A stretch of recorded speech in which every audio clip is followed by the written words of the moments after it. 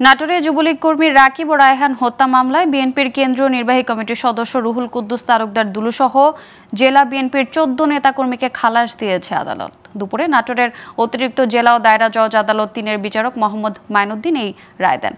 জানা যায় ২০১৫ সালে আওয়ামী লীগের ঘোষিত সংবিধান সুরক্ষা ও গণতন্ত্র রক্ষায় বিজয় র্যালিতে যাওয়ার পথে তেবাড়িয়া এলাকায় সংঘর্ষ হয়। সেখানে রাকিব ও রায়হান নামের ২ জন গুলিবিদ্ধ হয়ে মারা যায়। এ ঘটনায় নিহতের পরিবার সদর থানায় হত্যা মামলা দায়ের করে।